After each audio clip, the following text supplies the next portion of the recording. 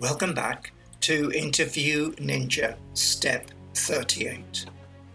Up to this point, I've been using several techniques to engage with Corbyn's subconscious, because all learning really takes place in your subconscious. And during this step, I'm going to disclose to him what those techniques are. Now, the risk is it'll block off his subconscious and he will stop learning. But my hope and the need is that his subconscious has to become more connected with what we're doing and more welcoming. This level of cognitive behavior manipulation is quite intimidating, but it is very, very effective at changing people's behavior. And I really appeal to you to hang in there. Watch at least one or two more of these steps as Corbyn and hopefully yourself go up the learning curve, because there is a real payoff at the end of it and a much better life for yourself. And you won't find this stuff out anywhere else. So what I'm trying to do here is help you to realize what's behind what I'm doing with you. Okay, I could, if I was a teacher, I could, over there are some books which your camera can't see, but what are they? There's the one at the bottom is Aristotle's First Principles. Okay, the next one is by a writer called Erich Fromm, called Man for Himself. He was a very early behaviorist, and the techniques he evolved were adopted by all sorts of people like Carl Rogers and Fritz Perls and so on. So a lot of very brilliant behavioral science used him as a source. Yeah. Then there's Cicero, selected letters. Even his 2,000 or 1,000 of Cicero's letters were saved by his secretary and eventually published. And Cicero wrote them with a view to one day people will want to read this stuff. And he actually is on record saying one day, in 1,000 years from now, people will want to read this stuff. Okay, so he was a very, very deep thinker, but he was also a man of the moment. He rose from pretty well nothing to become one of the two consuls of Rome. It's what's called a new man. What's the next one? Herodotus. Herodotus. Okay. Herodotus. Yeah, probably. Yeah. If any Greeks listening would Herodotus, I think they say, or something like that. Anyway, he was a historian, probably the first travel guide guy. Herodotus is a fun read, and if you are at all a thinking person, you will get a lot of pleasure from seeing the world through his eyes. The modern study of geography and anthropology owe him a lot. He also brings a 2,500-year-old perspective to social and political science. The same is true of Plutarch and his parallel lives that he wrote about famous Romans compared with famous Greeks. And remember, we are talking a couple of thousand years ago. When those were eventually translated into English, Shakespeare picked up on Plutarch's stories and wrote 4 plays based around them, some of it almost word for word, especially things like Julius Caesar and Antony and Cleopatra and Coriolanus. Have a go, have a look, see what you think. Become educated. So he travelled around the world as was known to the Greeks, to different parts. He went to North Africa, he went to all sorts of things. He was what's called an anthropologist. So he studied their cultures and wrote a wonderful assessment of each country and its beliefs, seen through the eyes of someone 2,500 years ago. That's an eye-opener. So it makes you realise the beliefs that people had, and it makes you challenge the assumptions we have now. What's that book called? That one's called The Histories. So is that the one which also, is that the travel guide one? Effectively, it's a travel guide because yeah, he tells you, if you go here, this pyramids of Giza type of thing. Yeah. But the people there believe in life after death, and they do it like this and like that, Yeah. and there are these tribes and these tribes. It's very Sounds like a good breed. yeah. Well, it depends what you like. Well, no, Some it people sounds find like it heavy going, but I love it. And what's the top one? Tacitus. Okay, he's later. Tacitus he's regarded by some people as the greatest Roman writer. He's very tongue-in-cheek and very quick on the draw and very acidic and acerbic. And so even today, if a person doesn't talk much, but is very insightful, and when they do talk, when they do say things, it's on the button. That person is described even today as taciturn. You can look it up because it's after the style of Tacitus. Okay, so now where are we going with all this? Those are my influences. Some of my influences. To be honest, I have read everything that I thought would help me on my journey of human understanding, since I was alerted to the possibility of really understanding people when I was 26.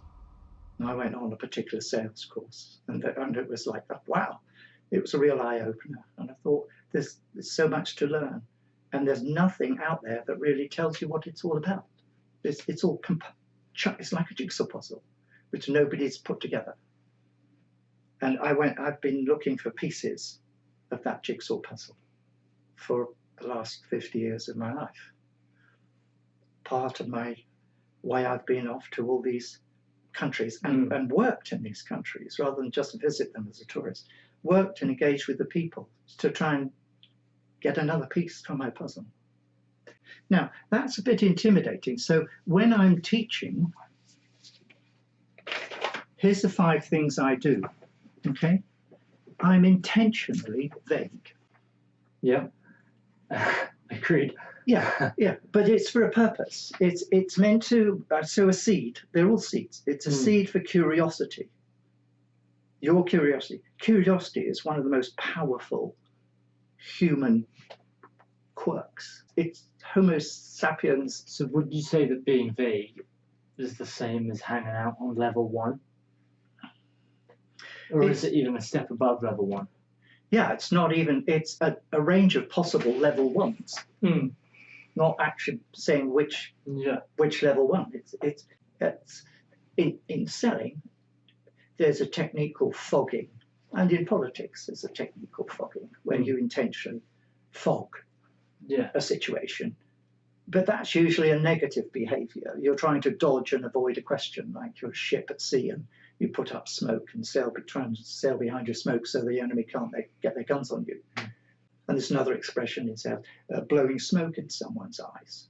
So vagueness is a tool to use if you want to make another person think or encourage them to think. Number one is vague. Is vagueness. Yeah. Let's make this a list.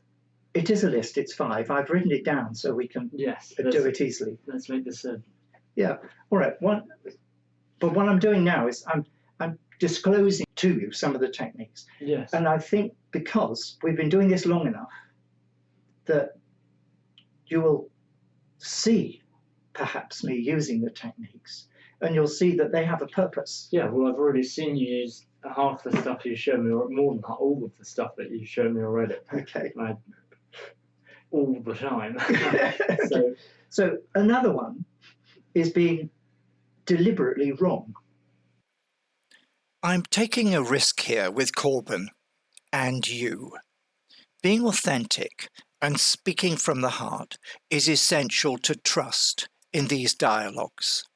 If Corbin starts to focus on what I'm about to talk about, which is the various techniques I'm using, and if he starts thinking about them as me trying to trick him and trick his subconscious, he will close the gates to learning, and I will lose you as a student, which should be a great shame, because I'm trying to change gear here and make our dialogue together really effective. We've reached the level of communication that I want him and you to own more of the learning process without me needing to use these techniques. I hope that telling him about them will encourage him to be more alert and ready to challenge me, because that's what it's all about. He needs to learn to watch other people and really tune in on their whole style of communication and empower himself to control that kind of conversation. It takes years to know how to use these techniques constructively. But the good news is nearly everybody already has the ability to detect them when they are on the receiving end of these kind of ploys to influence their behavior. So the message is, don't try to use them yourself, but be on the alert for when other people are using them on you, and find a constructive response about something. Okay, and that, sometimes, of course, I do make mistakes, but another time I'll look like I'm making a mistake because I want you to challenge it rather than just accept it. Do you do that in everything, or do you do that in if you set someone? I do it very selectively, because if you do it all the time, you completely lose credibility. Yes, because everything I don't mean says is wrong. Say everything you say incorrectly. I mean, would you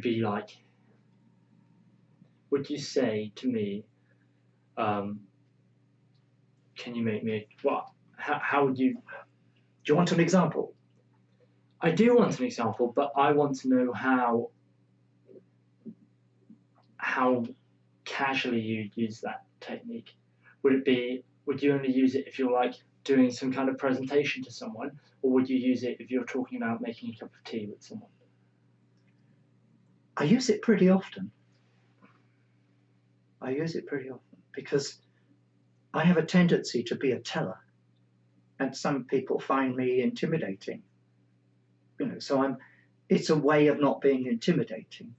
It's a way of other people feeling they're on a level with me, because they know stuff I don't and I make mistakes, and they can empower themselves by correcting me, or just not bothering to correct me, but and walking away in their toys. He doesn't know what he's talking about, and therefore they feel strong. Yeah, because it's all about empowering. There's different ways to empower. And a teacher who is always on the button and always right is intimidating. You don't grow yourself as the listener. Afraid to. We don't challenge it. And the whole point of learning is you've got to get to a point where you feel empowered enough to challenge. I like that one. That's a good one. Yeah.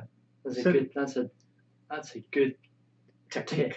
It's a technique. Yeah. Don't be afraid to be wrong or to sound wrong. That's good. Now, teachers can't do it to a class of 20 or 30, because suddenly they'll all say, oh, he doesn't know what he's talking about, and they'll all gang up on him or her. Yeah. And then he'll get a reputation in the school as he doesn't know what he's talking about. Yeah. So being wrong has its dangers, but so you use it in the right way, in the right place and at the right time. But you must never be afraid to be wrong. I understand how it's important to empower someone, especially if you're. That's the whole purpose of what we're doing. But you learn these things through sales, a lot of them, right? Yeah. So, and you want a buyer or a client to feel empowered so that they know they're not getting screwed over by you. I probably wouldn't do it with a buyer. In step 39, we're going to talk about some more methods for keeping the student alert and being prepared to challenge and question what they're hearing, and starting to think about their own options and their value judgment.